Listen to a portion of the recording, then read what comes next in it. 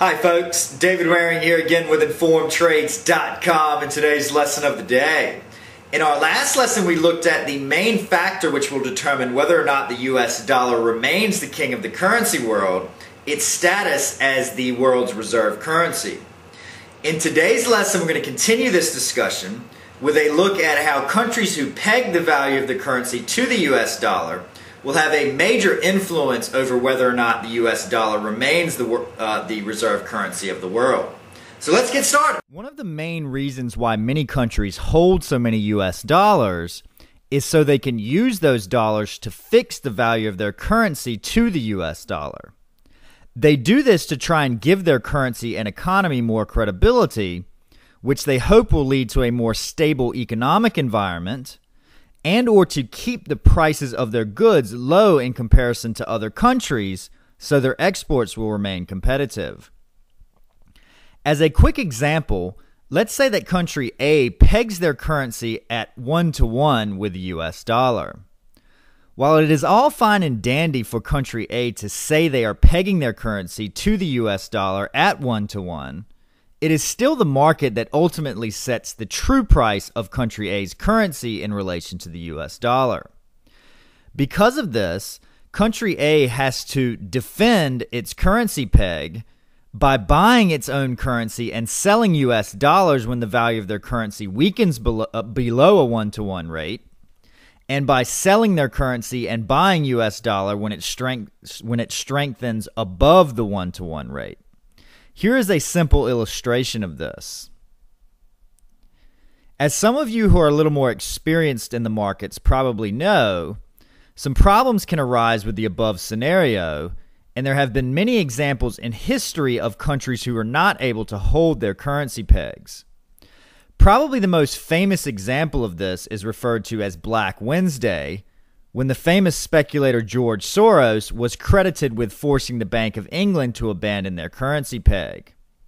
This sent the British pound crashing down over 25% relative to the US dollar in a matter of weeks. So what does all this have to do with the US dollar's status as the world's reserve currency? Well, one of the main reasons that countries have in the past chosen to peg their currencies to the US dollar is because of the relative stability of the US dollar in relation to other currencies. It is important to understand that not only do the currencies of countries who peg to the US dollar fluctuate in value along with the US dollar, but their own monetary policy is basically tied to the monetary policy of the United States. This is all fine and dandy as well, so long as the monetary policy of the United States is considered sound, and so long as the currency does not fluctuate in a manner that adversely affects the economy of the country pegging to the dollar. Problems arise, however, when the US dollar fluctuates in a way that adversely affects the economy of the country with the peg, and or the monetary policy of the United States is set in a way that is not beneficial to those same countries. There's a perfect example of this going on as of this lesson with oil-producing countries in the Middle East. As the price of oil has been high for so long, the economies of countries such as Saudi Arabia are booming, and money is flowing into those countries at a rate never seen before, creating all sorts of demand for the Saudi rial.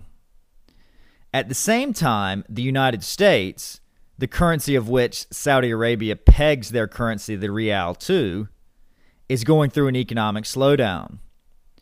So what you have here is a situation where, if anything, monetary policy should be tightening in Saudi Arabia and their currency should be strengthening. As their currency is pegged to the US dollar, however, they are affected by the loose monetary policy of the United States, throwing fuel on an already hot economy and weakening their currency when it really should be strengthening.